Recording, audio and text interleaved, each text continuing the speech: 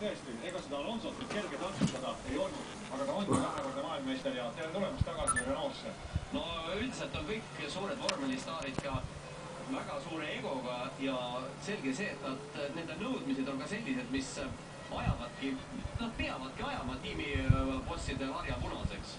Loomulikult mina tahaksin täiendada, et kõigil individuaalsportlaste või võistkonnaalade liidrite iseloomud on ääretult sandid just nimelt kas siis võistlusväljakul, jooksurajal, sõudekanalis või konkreetselt vormeli ringrajal, kui Kimi Räikkönen on viimasel ringil ja on võtmas oma järjekordset võitu, mis tuleb küll suhteliselt üle hulga aja, loodetavasti kui need kaks välimist, kaks vasakpoolset rehvi nüüd vastu peaksid pidema, millal enam soone põhjas seda valget värvi jutti näha ei ole. Ei ole palju Räikkönenil enam sõita. Kimi Mattias Räikkönen on lahti saamas ühest ebameeldivast numbrist. Siiamaani on tal 13 etapi võitu vormel 1 klassis ja nüüd on tõsiasi see, et 14. etapp on võidetud Kimi Räikkönenil ja tõuseb ta oma karjääri jooksul 47. korda poodiumile.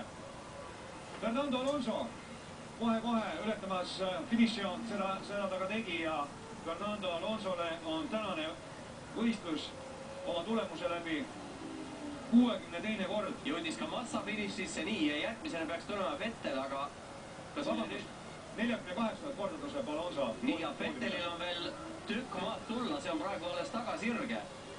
Ja Felipe Massa sõitis võistluste viimasel ringi välja kiirema ringi 1.37,45. No tavaliselt teeb niisuguseid trikke ikka Räikkönen.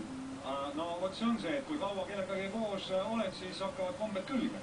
Just ja Sebastian Vettelil on läbida veel viimane kurv. On see läbitud, avaneb finiši sirge tema ees, ruuduli lipp levib ja Vettel on üle finišijoone 4. kohal. Ülitugev tulemus, väga tubli, tõesti on seda poissi peetud. Ja Liutsi on toomas täiesti müstilist edu Toro Rossole, 2 autot korraga punkti kohtadel. Toro Rosso pole sinna ligidalegi jõudnud. Aga Honda võib ka olla õnnelik. 5. koht nendele, 6. siis Vitantoni Ritsi, alles 7. tuli üle lõpujoone Heidfeld ja 8. siiski kuurde. 4 Ferrari kuuden parhaan joukossa. Ei õnnestunud soomlasel sotlast edestada.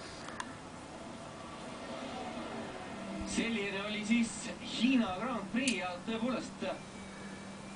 Kas nüüd lastakse meile ka raadiosilet Ferrariga? No pärast finišit seda ikka aeg-ajalt lastakse. Aga vaadake ise, vasakpoolne esirehv on suhteliselt... Aga sooned on näha. Suhteliselt peetud, aga sooned on näha. Sooned on näha. Aga sooned on näha. Teine, Fernando Alonso. 3. Felipe Massa, 4. Siellä on Suomen lippukin radalla jo. Ja nüüd Vetteliga.